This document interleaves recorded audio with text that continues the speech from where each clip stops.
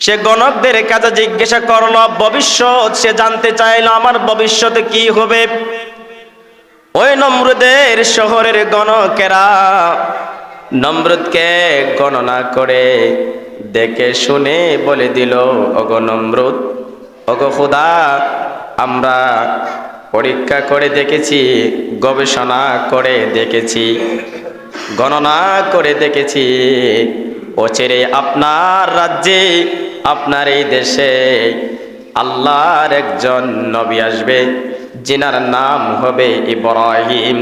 ওই বালক এসে আপনার খোদাত্বকে মুছে দিবে, আপনার রাজত্বকে ধ্বংস করে দেবে, সে এক আল্লাহর বিধান জারি করে দেবে। নমরুদ যখন এই সংবাদটা পেয়ে গেল, সংবাদ পাওয়ার সঙ্গে সঙ্গে সে আইন জারি করে দিল। মন্ত্রীদেরকে ডেকে মন্ত্রীদেরকে জানায় দিল, আমার এই দেশে, আমার এই রাষ্ট্রে আজকের পর থেকে কোনো সন্তান জন্ম নেওয়া যাবে না, কোনো সন্তান জন্ম দেওয়া যাবে না। জন্ম নিয়ন্ত্রণ সে জারি করে দিল। পৃথিবীতে সর্বপ্রথম যেই জন্ম নিয়ন্ত্রণ জারি করেছিল সেই হচ্ছে নমরুদ। ওই নমরুদ আইন জারি করে দিয়েছে, আজকের পর থেকে কোনো ছেলে সন্তান জন্ম দেওয়া যাবে না, কোনো ছেলে সন্তান জন্ম দেওয়া যাবে না।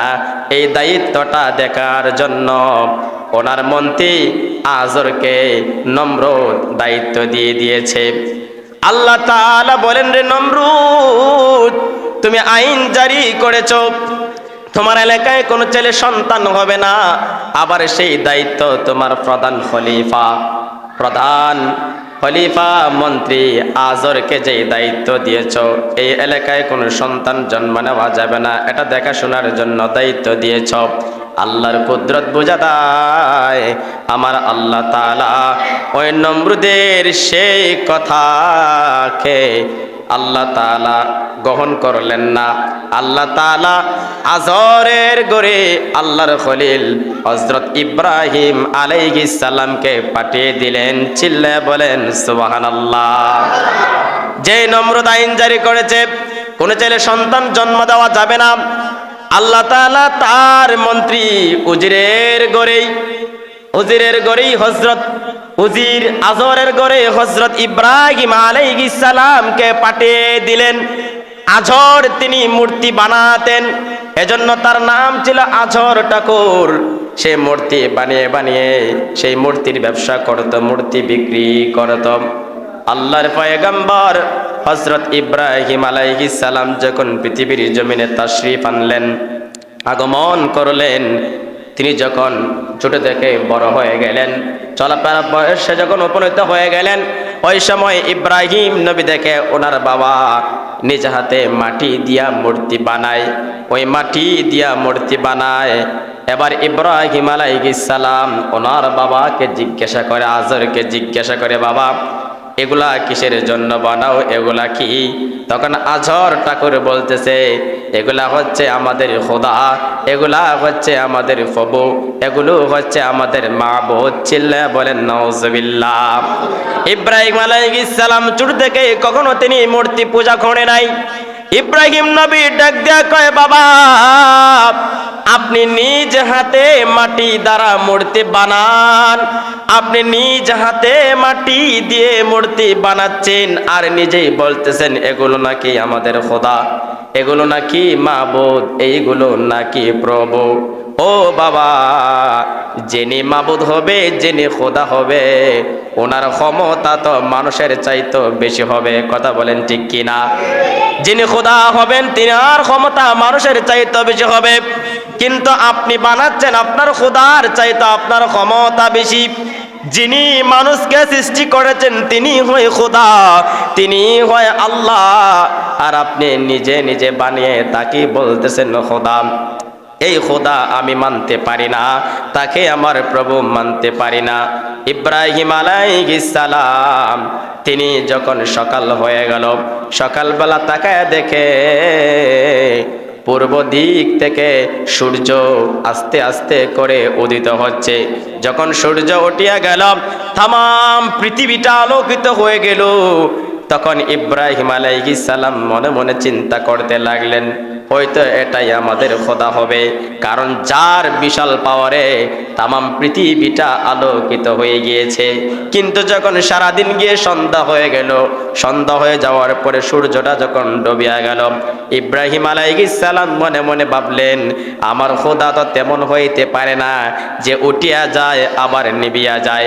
রাত্র গভীর হয়ে গেল, আকাশে চন্দ্র উঠে গেল, তারকা উঠে গেল। আকাশে যখন চন্দ্র উঠে যায়, চন্দ্রের পাওয়ারে পৃথিবীটা আলোকিত হয়ে গেল, লাইটিং হয়ে গেল। ইব্রাহিম নবী মনে মনে কল্পনা করে, হয়তো আসমানের মধ্যে যেই চন্দ্র দেখে যায় এটাই মনে হয় আমার খোদা, এটাই মনে হয় আমার প্রভু। আর তার চতুর্দিক দিয়া যেই তারকা রয়েছে এগুলো মনে হয় তার সন্তান। কিন্তু রাত্র যখন শেষ হয়ে যায়, শেষ হয়ে যাওয়ার পরে দেখা যায় চন্দ্র নেবিয়া গেল, আর চন্দ্র দেখা যায় না, তারকা দেখা যায় না। ইব্রাহিম আলাইহিস সালাম তিনি আবার ভাবলেন, এটাও আমার খোদা হতে পারে না, এটা আমার প্রভু হতে পারে না। এই আসমান জমিন যিনি ডুবায় এবং যিনি নিবায়, যিনি আলো দেয় এবং যিনি অন্ধকার দেয়, তিনি হচ্ছেন এক আল্লাহ। চিল্লায়া বলেন সুবহানাল্লাহ। ইব্রাহিম আলাইহিস সালাম তিনি কোনো পূজাতে অংশগ্রহণ করে না, এক আল্লাহর দাওয়াত দিতে আরম্ভ করে দিলেন। নমরুদ জেনে গেল আজরের ঘরে সন্তান জন্ম নিয়েছে, সে নমরুদকে খোদা মানে না, দেব দেবতার পূজা করে না, এক আল্লাহর দাওয়াত দেয়, এক আল্লাহর প্রতি তার বিশ্বাস। মানুষ কখনো খোদা হতে পারে না। তখন সে মানুষদেরকে নিয়ে, উজির নাজিরদেরকে নিয়ে, এমপি মন্ত্রীদেরকে নিয়ে মিটিং করলো, কেমন করে রে ইব্রাহিমকে আমাদের দলের অন্তর্ভুক্ত করা যায়, কেমন করে আমাদের দলের অন্তর্ভুক্ত করা যায়। এক পর্যায়ে পরামর্শ করে ওই এলাকায় নমরুদ একটা মেলার আয়োজন করেছে, এবং ওই মেলাতে বিশ্ব থেকে, দেশ দেশান্তর থেকে সুন্দরী সুন্দরী নারী রমণীগুলাকে একত্রিত করে নাচ গানের আয়োজন করেছে। এবং ওই নাচ গানের আয়োজনের মধ্যে ইব্রাহিম আলাইহিস সালামকে দাওয়াত দিয়েছে। কিন্তু আল্লাহর খলিল ইব্রাহিম আলাইহিস সালাম তিনি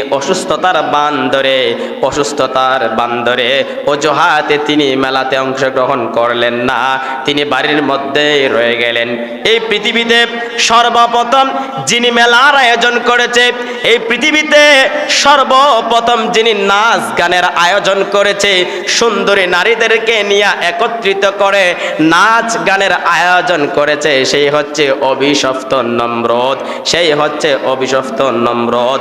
নমরুদ এই কাজ করেছে। বর্তমানেও যারা নাচ গানের আয়োজন করে তারাও কিন্তু নমরুদের মতো নয়, ঠিক না? ঠিক বলেন। তারা কিসের মতন? নমরুদের মতন। বিশ্বের মধ্যে সর্বপ্রথম যিনি নাচ গানের আয়োজন করেছিল, এই নাচ গান হচ্ছে হারাম, গান বাজনা হচ্ছে হারাম, এগুলো হচ্ছে অপবিত্র জিনিস। আল্লাহর খলিল হযরত ইব্রাহিম আলাইহিস সালাম তিনি পবিত্র, উনি একবার মন চেয়েছিল যাওয়ার জন্য, কিন্তু কিছু দূর যাওয়ার পরে হঠাৎ করে ওনার মনে বাধা পড়ে গেল, এজন্য তিনি সেই অপবিত্র জায়গায় যায় নাই। তিনি অজুহাত দেখিয়ে বাড়ির মধ্যে ফিরে আসলেন। বাড়ির মধ্যে আসার পরে ইব্রাহিম আলাইহিস সালাম মূর্তি ঘরের ভিতরে প্রবেশ করলেন। ওই মূর্তি ঘরের ভিতরে বড় ছোট বড় অনেকগুলি মূর্তি রয়েছে। ইব্রাহিম আলাইহিস সালাম একটা কোরাল হাতে নিয়ে ওই মাটির মূর্তিগুলিকে ভাঙতে আরম্ভ করে দিলেন। এইভাবে ভাঙতে ভাঙতে ছোট ছোট যতগুলো মূর্তি ছিল সব মূর্তিগুলোকে ইব্রাহিম আলাইহিস সালাম তিনি ভেঙে ফেলে দিয়েছেন। এবং সবচেয়ে যে বড় মূর্তিটা ছিল, ওই বড় যে খোদা ছিল তার নাকটাকে ভেঙে ফেললেন এবং তার কাঁধের মধ্যে কোরালটাকে রেখে দিলেন। দীর্ঘ 1 মাস যাবত মেলা চলল। মেলা শেষে যখন ওই নমরুদ বাহিনীরা বাড়ির মধ্যে ফিরে আসলো, মূর্তি ঘরের ভিতরে যখন প্রবেশ করলো, মূর্তি ঘরে ঢোকার পরে তাকায় দেখে তাদের যতগুলো খোদা ছিল সবগুলো খোদাগুলো ভেঙে চুরমার হয়ে পড়ে রয়েছে। তারা রাগান্বিত হয়ে গেল, চেঁচামেচি আরম্ভ করে দিল, আমাদের এই খোদাগুলোকে কে ভেঙেছে, আমাদের এই মাবুদগুলোকে কে ভেঙে ফেলেছে, কিছু কিছু লোক এসে বলতেছে, ওরে আজর শোনো শোনো, ও নমরুদ শোনো শোনো, আমরা একটা যুবক, একটা বালককে দেখতে পেয়েছি, যে বালকের নাম হচ্ছে ইব্রাহিম। ওই বালক এই মূর্তিগুলার বিরুদ্ধে মন্দ আচরণ করেছে, মন্দ ব্যবহার করেছে, এই মূর্তিগুলারে সেই মন্দ বলেছে।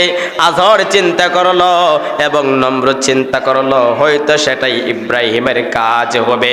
আল্লাহর নবী ইব্রাহিম আলাইহিস সালামকে ডাকানো হলো। ইব্রাহিম আলাইহিস সালাম তিনি আসলেন।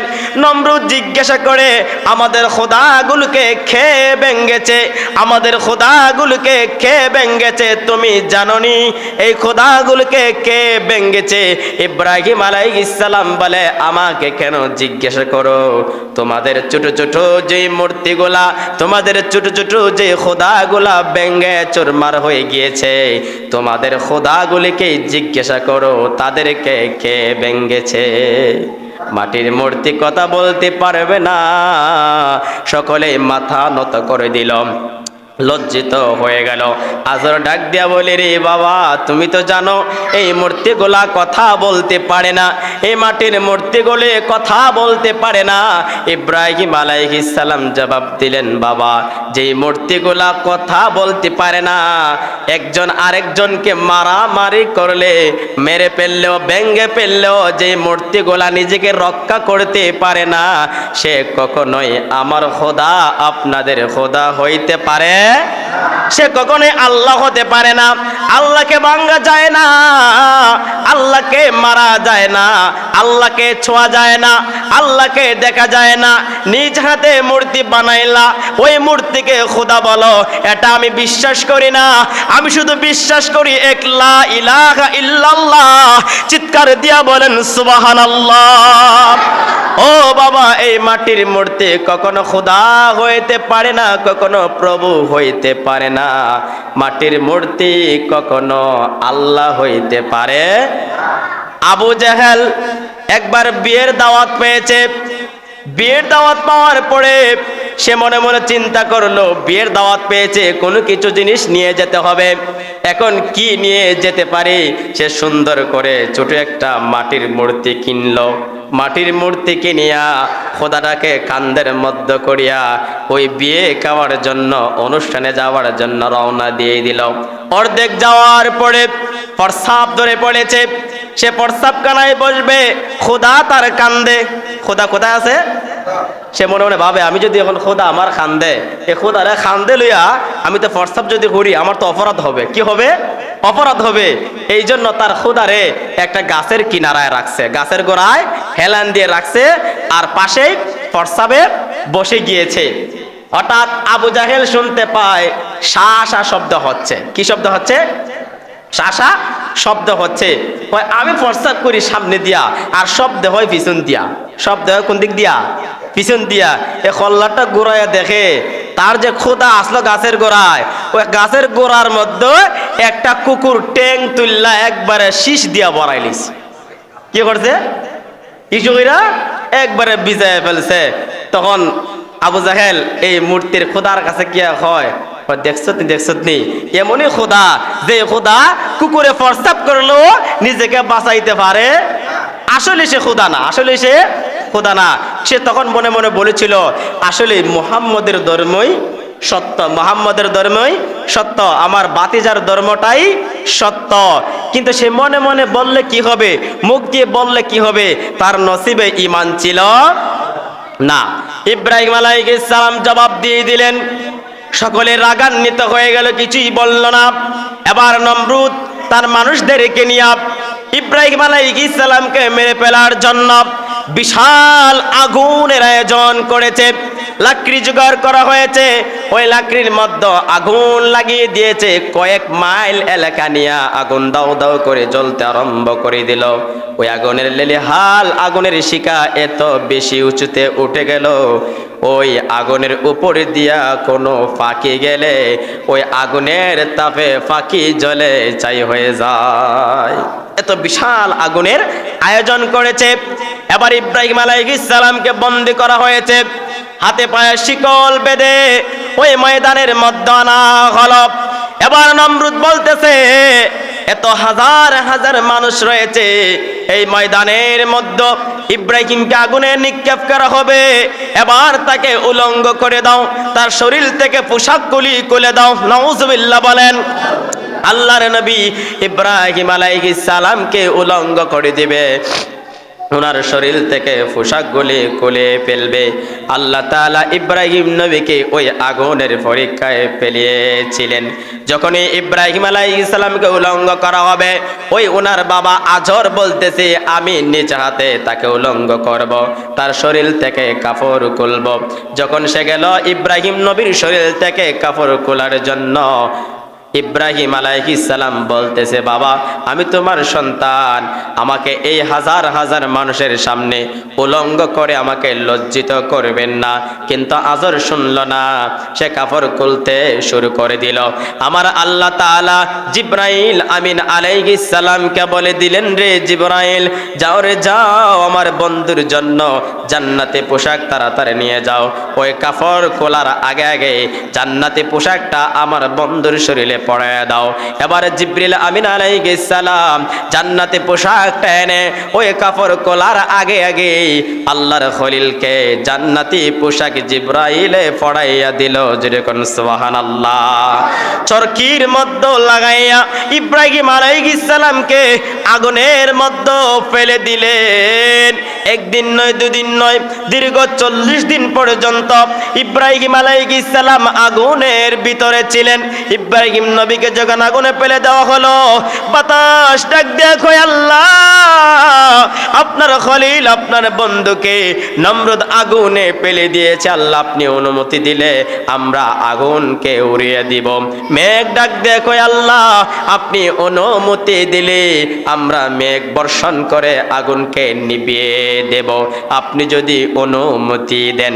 আমার আল্লাহ ডাক দেখো, রে বাতাস মেঘ আমার অনুমতি রয়েছে, আমার ইব্রাহিম যদি তোমাদের কাছে সাহায্য চায় তাহলে তোমরা সাহায্য করতে পারবে, আর যদি আমার ইব্রাহিম তোমাদের কাছে সাহায্য না চায়, আমি আল্লাহর প্রতি তাওয়াক্কুল থাকে, আমি আমার বন্ধুর জন্য আমি আল্লাহই যথেষ্ট।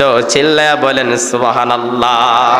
যত মুসিবত আসুক আল্লাহর প্রতি তাওয়াক্কুল থাকবেন, যতই বিপদ আসুক আল্লাহর প্রতি ভরসা রাখবেন। বলেন তো, আল্লাহর প্রতি ভরসা রাখলে, আল্লাহর প্রতি তাওয়াক্কুল থাকলে বালা মুসিবত দূর করে দিবে কে? আওয়াজ দিয়া বলেন, দূর করে দিবে কে? বালা মুসিবত দূর করে দিবেন আল্লাহ। ইব্রাহিম আলাইহিস সালামের কাছে মেঘের বৃষ্টির ফেরেশতা এসে বলতেছে, ও নবী আপনি যদি বলেন, আপনি যদি আমার কাছে সাহায্য চান, আমি বৃষ্টি দিয়ে আগুনটাকে নিভিয়ে দিব। জিব্রাইল মেঘের ফেরেশতাকে আল্লাহর খলিল ইব্রাহিম আলাইহিস সালাম বলে, না না, তোমার কাছে আমার সাহায্য চাওয়া লাগবে না। বাতাসের ফেরেশতা এসে বলেছে, বাতাসের ফেরেশতাকে ইব্রাহিম নবী বলেন, তোমার কাছে আমার সাহায্য চাওয়া লাগবে না। জিব্রাইল আলাইহিস সালাম আসলেন, এসে বলতেছেন, ও নবী আপনি কি চান? আপনি চাইলে আমার পাকা দ্বারা এই আগুনগুলা নিভায়া দিব, অথবা আল্লাহর কাছে আমি আরজি জানাবো। আল্লাহর নবী ইব্রাহিম বলে, ওরে জিব্রাইল, জিব্রাইল রে, আমি কেন আল্লাহর কাছে সাহায্য চাইবো? কেনই বা তোমাকে বলবো? কেনই বা আমি আল্লাহর কাছে বলবো? আমার আল্লাহ তো সবই দেখতেছে। যেরকম না সুবহানাল্লাহ।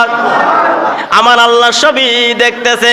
আমার আল্লাহ তাআলা ইব্রাহিম নবীকে যে আগুনে ফেলেছিলেন 40 দিন যাওয়ার পরই, দীর্ঘ 40 দিন যাওয়ার পরই আল্লাহ তাআলা সেই আগুনকে উদ্দেশ্য করে বলেছিলেন, কুল ইয়া নারু কুনি বারদাও ওয়া সালামান আলা ইব্রাহিম। আল্লাহ তাআলা আগুনকে বলেছিলেন, রে আগুন আমার ইব্রাহিমের জন্য তুমি এয়ার কন্ডিশন হয়ে যাও, শীতল হয়ে যাও, আরামদায়ক হয়ে যাও। চিল্লায়া বলেন সুবহানাল্লাহ। এই বিশাল আগুন, কুলনা ইয়া নারু কুনি বারদাও ওয়া সালামান আলা ইব্রাহিম। আল্লাহ আদেশ করলেন, এই বিশাল আগুন এয়ার কন্ডিশন হয়ে গেল, শীতল হয়ে গেল, এমন এয়ার কন্ডিশন হয়ে গেল, এমনই শীতল হয়ে গেল, না গরম না ঠান্ডা। সুবহানাল্লাহ বলেন। দেখেন গরমের দিন আসলে আমাদের গরম সহ্য হয় না, ঠান্ডা আসলে আমাদের ঠান্ডা সহ্য হয় না, কিন্তু আল্লাহ তাআলা ওই আগুনকে বলে দিলেন সালাম, শান্তিময় হয়ে যাও, নিরাপদ হয়ে যাও। কেন আল্লাহ নিরাপদ বলে দিলেন? আল্লাহ যদি ওই সময় আগুনকে নিরাপদ না বলতেন, যদি বলতেন তুমি নিভিয়ে যাও, অথবা বলতেন যদি তুমি ঠান্ডা হয়ে যাও, যদি বলতেন নিরাপদ না হও, তাহলে আমাদের যে গরম, ওই গরম সহ্য হতো না। দুনিয়ার যে আগুন রয়েছে, ওই আগুন আমাদের সহ্য হতো না। শীতের দিনের যে ঠান্ডা, ওই ঠান্ডাও আমাদের সহ্য হতো না। আল্লাহ তাআলা বলে দিলেন তুমি শীতল হয়ে যাও, নিরাপদ হয়ে যাও, সালাম আমার ইব্রাহিমের জন্য নিরাপদ হয়ে যাও, আরামদায়ক হয়ে যাও। 40 দিন পর্যন্ত ইব্রাহিম আলাইহিস সালাম ওই আগুনের ভিতরে ছিলেন, একটা ফসম আগুন ইব্রাহিমের জ্বালাইতে পারে নাই। দীর্ঘ 40 দিন যখন হয়ে গেল, ওইদিকে নমরুদ বাহিনী তারা কি আনন্দ, কি খুশি, হায় রে হায় ইব্রাহিম জ্বলে গিয়েছে, পুরে চারখার হয়ে গিয়েছে। সবাই আসছে আগুনের পাশে, আগুন নিভে গেছে, আংরা বড় লাগ আংরা হয়ে গিয়ে ছাই দেখা যায়। মনে মনে ভাবছে ইব্রাহিম মনে জ্বলে ছাই হয়ে গিয়েছে, কিন্তু আল্লাহ বলেন ও বন্ধু তুমি বের হয়ে যাও। ইব্রাহিম আলাইহিস সালাম 40 দিন পরে আগুনের ভিতর থেকে আস্তে আস্তে করে তিনি বের হয়ে গেলেন। সব মানুষ দেখে আশ্চর্য হয়ে গেল, সবাই দেখে আশ্চর্য হয়ে গেল। ওই সময় জামানার মানুষেরা বলেছিল যে নমরুদ আসলে তুমি মিথ্যা, আসলে তুমি কি, তুমি খোদা না, ইব্রাহিমের খোদাই সত্য, ইব্রাহিমের খোদাই কি সত্য। সেই ইব্রাহিম আলাইহিস সালামকে আল্লাহ পাক এইভাবে বিভিন্ন পরীক্ষা করেছিলেন। হযরত ইব্রাহিম আলাইহিস সালাম তিনি ইরাক থেকে ফিলিস্তিনের দিকে রওনা দিয়ে দিলেন। অনেক লম্বা ঘটনা। ফিলিস্তিনের দিকে যখন ইব্রাহিম আলাইহিস সালাম রওনা দিয়ে দিলেন, তিনি যখন ফিলিস্তিন এসে গেলেন, ওই ফিলিস্তিনের মধ্যে একজন বাদশা ছিল, ওই বাদশার মেয়ে ছিল বিশ্ব সুন্দরী। সুবহানাল্লাহ বলেন। ওই বিশ্ব সুন্দরী বিয়ে করতে চায়, বাবাকে জানায় দেয় বাবা আমি আমার মতন দেখে, আমি আমার ইচ্ছাকৃতভাবে আমি আমার স্বামী ঠিক করবো, আমি নিজের চৌকে দেখে আমি আমার স্বামী ঠিক করে দেব। বাদশা আইন জারি করে দিল, বাদশা ঘোষণা করে দিল আমার মেয়ে স্বামী নির্ধারিত করবে, আমার মেয়ে বিয়ে করবে, ডুল পেটিয়ে দিল আমার মেয়ে যাকে পছন্দ করবে তাকে আমার মেয়ে বিয়ে করবে, এবং যাকে আমার মেয়ে বিয়ে করবে আমার রাজত্বের অর্ধেক রাজত্ব তাকে দান কইরা দিব। এত বিশ্ব সুন্দরী ছিলেন, যার নাম ছিল হযরতে সারা আলাইহিস সালাম। ইব্রাহিম সাল্লামের প্রথম স্ত্রী হযরতে সারা আলাইহিস সালাম। হযরত ইব্রাহিম আলাইহিস সালাম যখন ফিলিস্তিনে আসলেন, আসার পরে দেখতেছেন শত শত যুবকেরা, রাজা বাদশার ছেলেরা, কি সুন্দর সুন্দর যুবকেরা লাইন ধরে দাঁড়িয়ে রয়েছে। ইব্রাহিম আলাইহিস সালাম এসে জিজ্ঞাসা করে এইভাবে আপনারা কেন লাইন ধরে দাঁড়িয়ে রয়েছেন? ওই লোকেরা বলতেছে যে বিশ্ব সুন্দরী সারা স্বামী নির্ধারিত করবে, যাকে পছন্দ করবে তাকেই সে বিয়ে করবে। তখন আল্লাহর খলিল ইব্রাহিম আলাইহিস সালাম আল্লাহর কাছে আরজি জানায়, আল্লাহ আমারও তো বিয়ের বয়স হয়েছে, আপনি অনুমতি দিলে আমি সেই লাইনে দাঁড়াতে পারি। আল্লাহ তাআলা বললেন ও বন্ধু ইব্রাহিম যাও যাও, আমি আল্লাহ অনুমতি দিলাম, তুমি দাঁড়িয়ে যাও, তোমার জন্য আমি আল্লাহ ব্যবস্থা করে দিব। ইব্রাহিম আলাইহিস সালাম সবার পিছনে একটা খেজুর গাছের, একটা মরা খেজুর গাছের নিচে তিনি দাঁড়িয়ে রইলেন। বিশ্ব সুন্দরী সারা যখন ওনার বান্ধবীদেরকে নিয়ে বের হয়ে গেলেন, এক এক করে যুবক দেখে পছন্দ হয় না। এইভাবে দেখতে দেখতে 40 দিন পর্যন্ত যুবক দেখেছে, কোন যুবক পছন্দ হয় না। ওনার বান্ধবীরা বলতেছে ও সারা, এত সুন্দর সুন্দর রাজা বাদশার ছেলেরা, রাজা বাদশারা, এত সুন্দর সুন্দর যুবকেরা দাঁড়িয়ে রয়েছে, একটা যুবককে তোমার পছন্দ হয় না?